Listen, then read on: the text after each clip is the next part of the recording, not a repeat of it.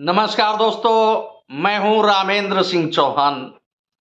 PDA यानी पिछड़ा, दलित और अल्पसंख्यक, यह एजेंडा समाजवादी पार्टी के मुखिया अखिलेश यादव के गले में बुरी तरह से फंस गया है। जी हां, अखिलेश यादव ने एक नारा दिया था, एक एजेंडा बनाया था, पीडीए यानी पिछड़ा, दलित और अल्पसंख्यक।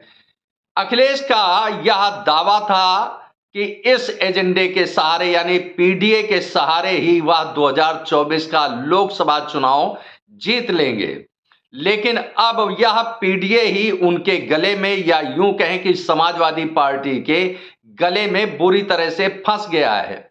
जी हां, हकीकत कुछ यही दिख रही है, क्योंकि पीडीए के आधार पर ही यानी पीडीए पिछड़ा, दलित, अल्पसंख्यक, इसको लेकर के ही पार्टी में यानी समाजवादी पार्टी में बगावत के सुर देखने को मिले। यानी यूं कहें कि बगावत का बिगुल बज गया अखिलेश यादव के खिलाफ उनकी ही पार्टी में, क्योंकि समाजवादी पार्टी के राष्ट्रीय महासचिव स्वामी प्रसाद मौर्य ने नाखुश होकर के, यानी जो उनकी नाराजगी थी पीडीए को लेकर के, उन्होंने यानी स्वामी प्रसाद मौर्य ने महासचिव पद से इस्तीफा दे दिया था।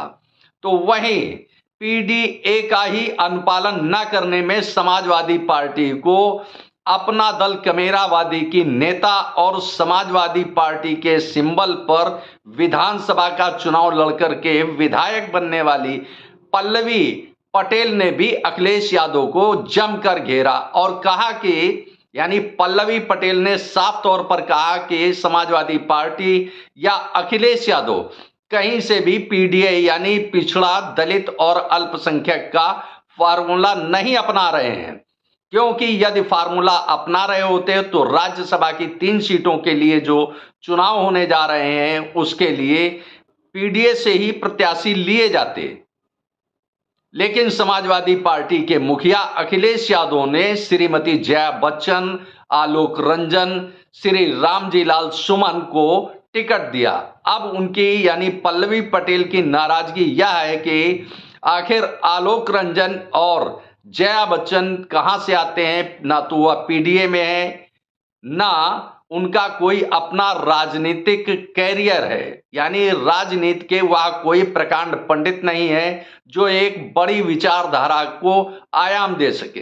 तो इस तरह से पल्लवी पटेल ने साफ तौर पर बगावत के सुर दिखाए और बगावत का बिगुल बजाया और साफ तौर पर कहा कि राज्यसभा के इन तीनों प्रत्याशियों को पल्लवी पटेल अपना वोट नहीं देंगी। इसी मसले को लेकर समाजवादी पार्टी के राष्ट्रीय महासचिव स्वामी प्रसाद मौर्य ने अपने पद से इस्तीफा दे दिया और कहा कि वह राष्ट्रीय महासचिव के पद पर नहीं रहना चाहते हैं, क्योंकि पीडीए के राह पर समाजवादी पार्टी नहीं चल रही है। तो यह 2 बड़े नाम हो गए जिन्होंने बगावत के बिगुल फूंके समाजवादी पार्टी में अपने ही मुखिया के यानी अखिलेश यादव के खिलाफ।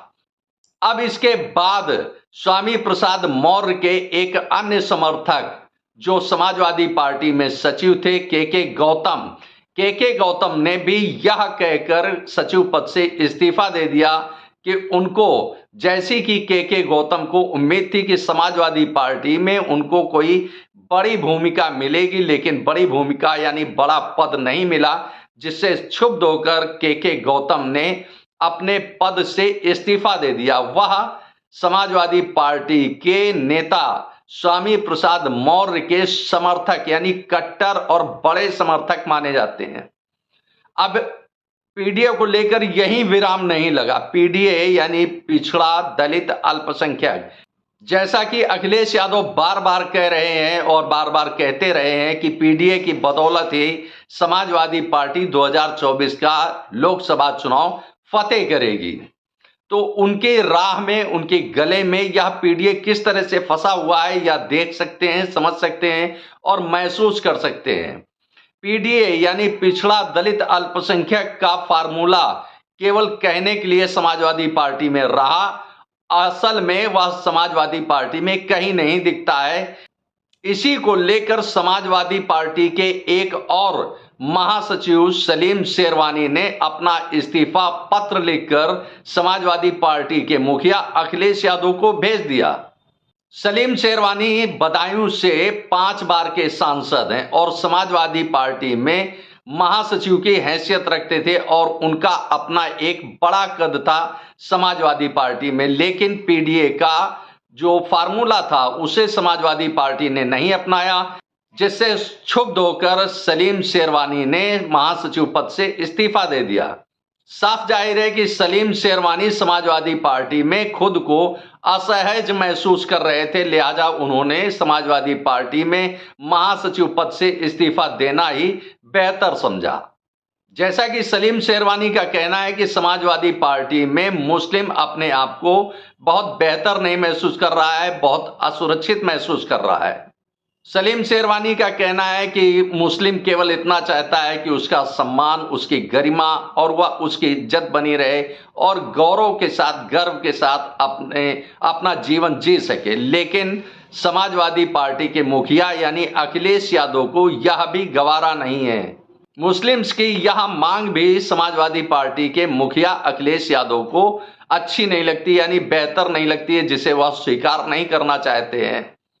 अब सलीम शेरवानी का भी मसला सीधे सीधे राज्यसभा चुनाव से जुड़ता है, क्योंकि सलीम शेरवानी बदायूं से 5 बार सांसद रहे और इस बार वह राज्यसभा के लिए एक बड़े दावेदार थे, लेकिन समाजवादी पार्टी ने उनको टिकट नहीं दिया। हालांकि वह कहते हैं कि टिकट न मिलने का कोई मलाल नहीं है, लेकिन कहीं ना कहीं उनको यह अंदर अपने दिल में, अपने मन में, अपने हृदय में एक टीस जरूर महसूस होती होगी कि वह राज्यसभा नहीं जा पाए, क्योंकि अगर समाजवादी पार्टी में पीडीए का फार्मूला अपनाया जाता तो निश्चित रूप से उनको अल्पसंख्यक होने के नाते, यानी मुस्लिम होने के नाते समाजवादी पार्टी राज्यसभा जरूर भेजती, लेकिन ऐसा अखिलेश यादव ने नहीं किया।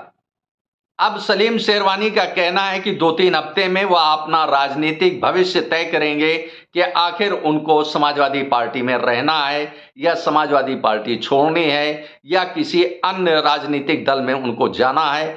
यह फैसला वह 2-3 हफ्तों में करेंगे, ऐसा संकेत मिल रहा है उनके तथ्य कथ्य से।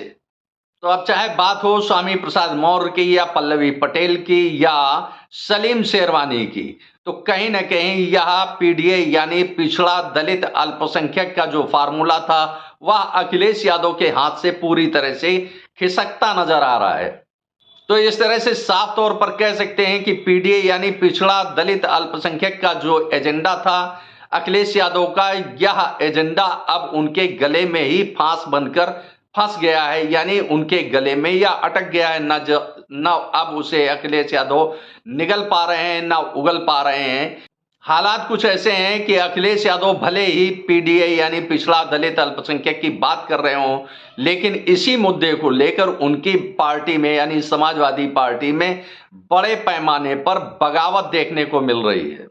तो इस तरह से साफ तौर पर कह सकते हैं कि अखिलेश यादव ने भले ही पीडीए यानी पिछड़ा दलित अल्पसंख्यक का फार्मूला, एजेंडा, नारा उठा लिया हो, लेकिन वह समाजवादी पार्टी की जमीनी हकीकत में नहीं उतार पाए। शायद इसीलिए उनका हर स्तर पर समाजवादी पार्टी के अंदर विरोध हो रहा है।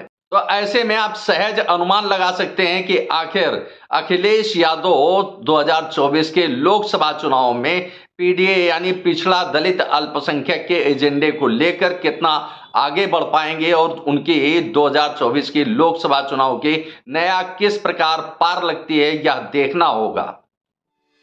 आपने इस वीडियो को देखा, आपको यह वीडियो कैसा लगा कमेंट बॉक्स में हमें अवश्य बताएं। वीडियो को शेयर करें। यदि आप हमारे चैनल पर नए हैं तो हमारे चैनल को सब्सक्राइब करें, जिससे हमारे आने वाले वीडियो, आने वाले नोटिफिकेशन आपको मिल सके। दोस्तों, वीडियो को लाइक करना ना भूलें। आप लाइक करते हैं तो हमारा प्रोत्साहन होता है, हमारा मोटिवेशन होता है। आपने वीडियो को देखा, आपका बहुत बहुत धन्यवाद। Thank you. जय हिंद, जय भारत।